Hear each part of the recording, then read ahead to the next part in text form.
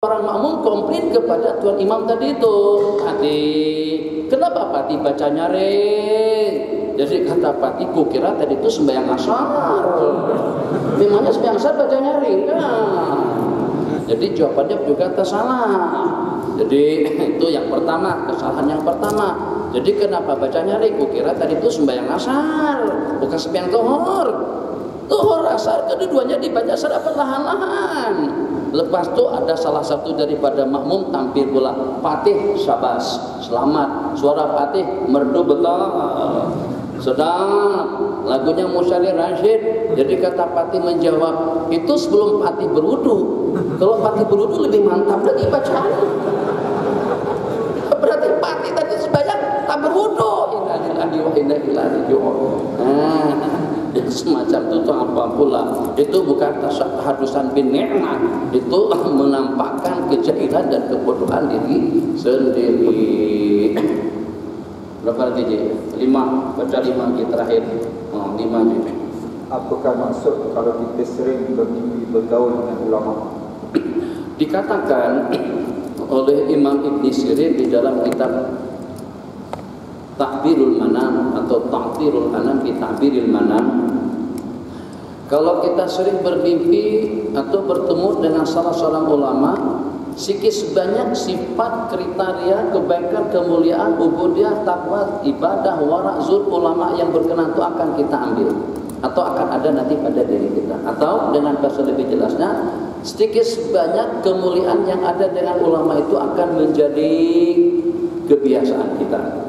Jadi kalau misalnya senantiasa berjumpa dengan guru yang garang, mungkin kegarakannya itu nanti akan tersalin, akan jadi garang juga si orang tadi itu. Kalau saya berjumpa dengan Habib Omar, mungkin akan jadi penyenyum, orangnya lembut, ramah tamah, tak kisah dengan sahabat tidak dibeda-bedakan. Mungkin seperti itu. Jadi kebaikan daripada orang yang kita mimpikan itu akan menular kepada kita. Bukan kebaikan semuanya, sebagian daripada kebaikannya. Yang lain, apakah solat yang tidak khusyuk perlu diqada'kan? Kalau macam itu semuanya kena qadha, imam pun kena qadha juga. Jangan cari masalah. Jangan cari masalah. Siapa yang khusyuk dalam sembahyang? Baru takbir saja sudah ingat anak, sudah ingat kereta, sudah ingat bini. Kalau beli kasut baru ingat kasut. Oh, nanti jangan-jangan ada yang tersilap hampir hilang kasutku. Itu kita macam itu. Tak ada yang khusyuk dalam sembahyang. Jangankan dengan seumpama kita. Ini pernyataan daripada Sayyidina Utsman, beliau mengatakan tumbang tidak berjaya untuk mengkhusyukkan hati daripada awal takbir sampai salam. Nabi kita cabar atau Nabi kita cadangkan. Nabi kita kata, siapa di antara daripada kalian yang mampu sembahyang dengan khasyatnya daripada awal takbir sampai salam, maka aku bagikan jaminan surga ke atasnya. Sayyidina Utsman katakan dalam 2 rakaat sembahyang tadi itu ternyata dengan beliau tidak boleh mengkhusyukkan hati sepanjang sembahyang yang dilaksanakan. Itu sahabat apalagi dengan seumpama kita. Kita kalau tidak ada imam, kadang-kadang kita jadi bingung. Yang paling masalah betul itu pada saat imam di rakaat yang ketiga sujud dan kedua kebingungan. Maka dengan imam tadi itu sujud lama sekali. Sujud. Bila takbir, sujud. Jadi dalam hati, Masya Allah imamnya khusyuk, berdoa panjang dalam sujud. Enggak. Imam itu bukan berdoa panjang dalam sujud yang kedua, rakaat yang ketiga, nak mengingat-ingatkan di rakaat yang keberapa nih. Apakah tambah rakaat lagi atau ada cukup di rakaat yang keempat? Akhirnya pada saat takbir, Allah masih menunggu, mata melirik ke belakang, Allah. Kalau ada makmum yang bangkit rakaat yang keempat, maka imam akan ikut makmum. Tapi ternyata makmum juga kebingungan. Berarti sama lah kalau macam itu. Tuh ceritanya. Kalau yang macam itu karena wajib diqadha, lenguh kita. Allah mensyaratkan atau ulama menyebutkan yang wajib dengan kita laksanakan sembahyang dengan syarat dan rukunnya. Kalau sudah terpenuhi syarat dan rukun-rukunnya, wajibat dan tuntutannya sembahyang sudah terpenuhi, kewajibannya gugur. Tapi apakah diterima oleh Allah atau tidak, ada tentang kewajibannya gugur, Dan juga ada yang lebih daripada itu, sembahyangnya diterima dengan ganjaran pahala yang cukup atau dengan ganjaran pahala separuhnya. Itu tertakluk kepada kekhusyuan kita masing-masing. Tiga terakhir, bolehkah saya mengikuti imam masjid di sebuah tempat sedangkan saya bermusafir dan melakukan jamak qasar? Kalau seandainya imam masjid itu tamam, seandainya imam yang kita ikuti melaksanakan qasar jamak, kita boleh ikut qasar jamak. Tapi kalau kita yang nak melaksanakan salat qasar, ikut dengan orang yang tamam, baik imam masjid atau sesiapa saja yang menjadi imam kita. Kalau imam kita tamam, kita juga wajib tamam. Kalau nak buat sembahyang qasar, jangan jangan berimam kepada imam yang tamam.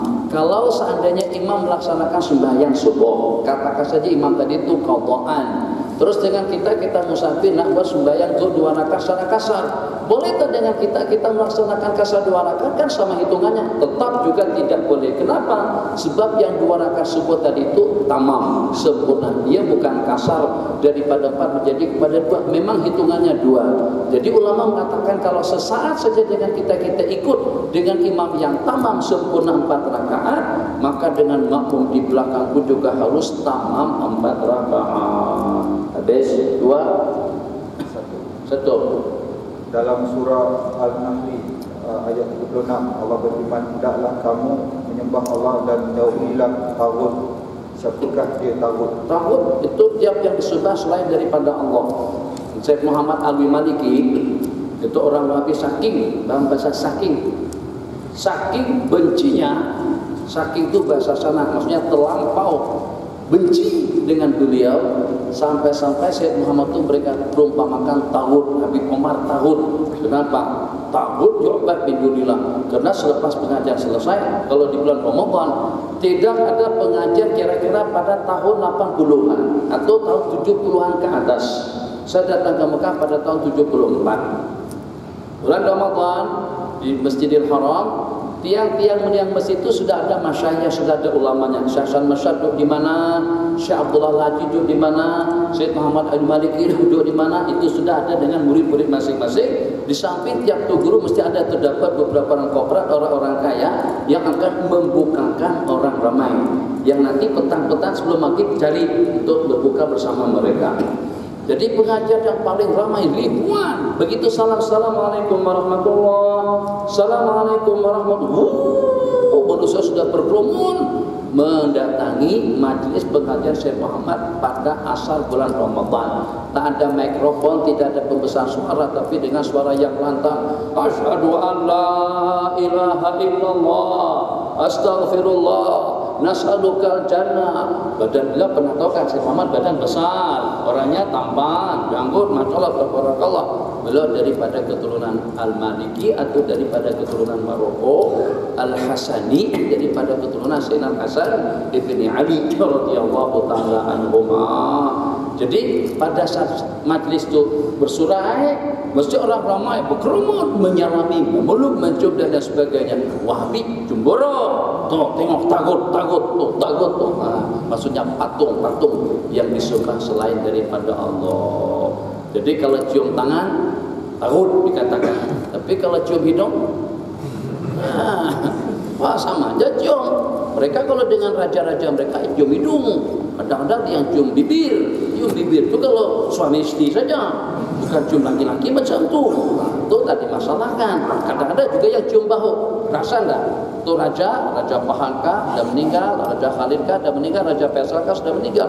Jadi menteri-menteri itu kalau pada tu bersalaman, bukan selamat mesti cium bahu raja itu dicium macam tu. Itu tidak dimasalahkan. Cium tangan ulama syirik atau juga taghut yu'bad min dunillah. Habis ada satu permintaan daripada raja UIA Gombak yang akan menghadapi periksaan akhir kemudian besok. Mohon doa. Jadi kita doakan kesejahteraan, kebahagiaan, keselamatan, kesuksesan kita semuanya. Mudah-mudahan Allah sembuhkan orang-orang yang sakit, berikan kejayaan dan juga keberhasilan kepada sahabat-sahabat kita yang sedang menghadapi peperiksaan, dan juga kepada kita semua selamat dunia dan akhirat. Bebanan hutang-hutang kita untuk dibayarkan oleh Allah Jalla wa'ala. Terbelenggu dengan hutang yang tidak ada habis-habisnya. Buka lubang, tutup lubang, hutang lagi, hutang lagi, hutang lagi. Yang walaupun ceramah kedua, yang walaupun hutang piutang itu diantara daripada orang-orang yang akan mendapatkan doa daripada malaikat, asalkan yang hatinya untuk dia membayar hutang. Mudah-mudahan hutang kita terbayar tepat pada waktunya, dan juga pada penghujung kita nanti, di saat kita akan menghembuskan nafas yang terakhir, lantunan kata-kata yang melucut daripada mulut kita adalah ucapan La ilaha illallah ala hadihi niyah wa ala kulli niyah salihah. Al-Fatihah. Bismillahirrahmanirrahim. Alhamdulillahirabbil alamin. Arrahmanir rahim. Maliki yaumiddin. Iyyaka na'budu wa iyyaka nasta'in. Ihdinas siratal mustaqim. Siratal ladzina an'amta 'alaihim ghairil maghdubi 'alaihim waladdallin. Sallallahu alaihi wasallam wa ala alihi wa sahbihi ajma'in. Amin. Walhamdulillahi rabbil alamin. Wa aqimis shalah.